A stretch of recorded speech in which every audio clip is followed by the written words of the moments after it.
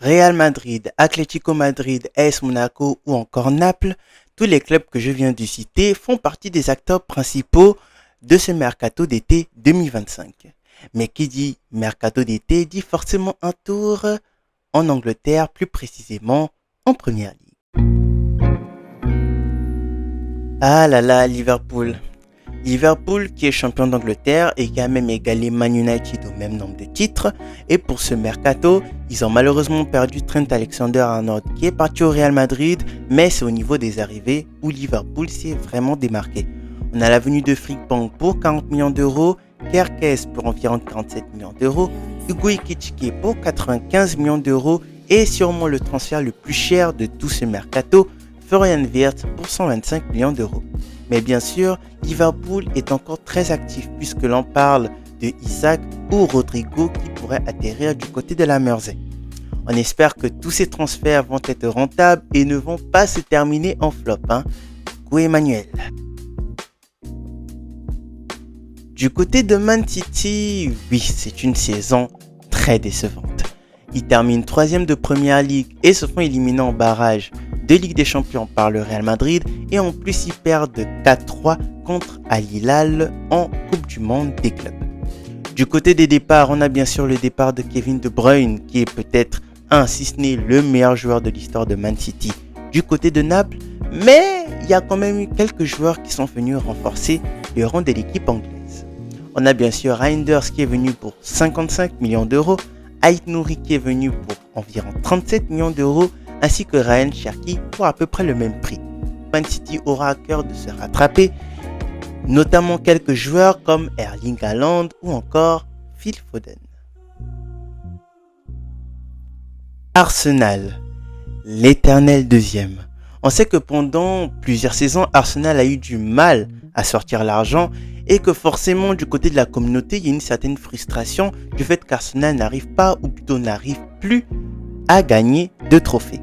Mais ce mercato d'été va peut-être, je dis bien peut-être, donner des espoirs aux supporters londoniens. Du côté des départs, rien à signaler.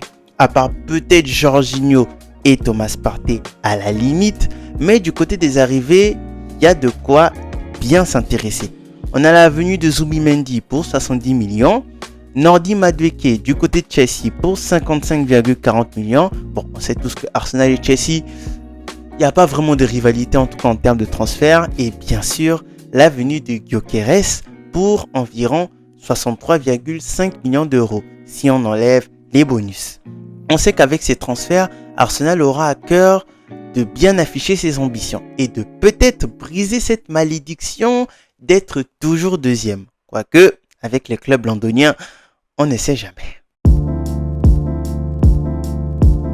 Du côté de Chelsea, forcément, qui dit transfert, dit forcément Chelsea. Ils ont tellement de joueurs, j'ai même vu qu'ils avaient 43 dans leur effectif, que forcément, tu sais pas ce qu'ils font vraiment de leurs joueurs. Mais du côté des arrivées, on peut noter la venue de Gittens pour 64,30 millions d'euros, Joao Pedro pour 63,70 millions d'euros. Bon, il a vraiment impressionné lors de cette Coupe du Monde des clubs. Et il y a la venue aussi de Yann Delap pour 35,50 millions d'euros. Bon, on peut citer aussi Estevao qui revient de Palmeiras. Et donc forcément Chelsea, après leur victoire en Coupe du Monde des clubs, on aura à cœur de vraiment s'intéresser à cette équipe qui forcément aura sa carte jouée pour le titre en Première Ligue. Du côté de Man United, bon, on peut noter la venue de Brian Mbeumo pour 75 millions d'euros, ainsi que Matheus Cunha pour 74,20 millions d'euros. Bon, Manu, on ne sait pas vraiment où ils vont. Donc, honnêtement, je ne peux dire que ces transferts, on espère, seront des valeurs ajoutées. Surtout que concrètement, ils n'ont encore eu aucun départ. Il y avait des rumeurs du côté de Garnacho ou bien Sancho, mais rien de bien concret. On va voir comment ça va partir du côté de Manu. J'aime souvent les vanner, mais ça va piquer un peu ma curiosité, surtout que le mercato n'est pas encore fini et que c'est sûr que connaissant la puissance du club, il y a de quoi faire. En tout cas, bonne chance à Mourim quand même. Du côté des autres clubs, on a Tottenham qui fait un mercato très intéressant. On a aussi Sunderland en tant que promu qui vraiment dépense beaucoup. Et aussi Nottingham Forest ou encore Bournemouth qui sont sûrement les clubs les plus décimés.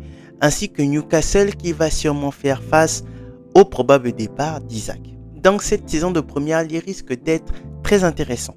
En tout cas, dites-moi en commentaire votre top et votre flop transfert niveau première ligue et quel joueur va le plus vous impressionner. Et dites-moi aussi si vous voulez que je fasse d'autres championnats comme la Ligue 1 ou la Liga ou encore la Serie A qui pour moi risque d'être très intéressant. Donc on se donne rendez-vous la semaine prochaine pour une autre vidéo et on se dit à la prochaine. Je me suis pas encore répété.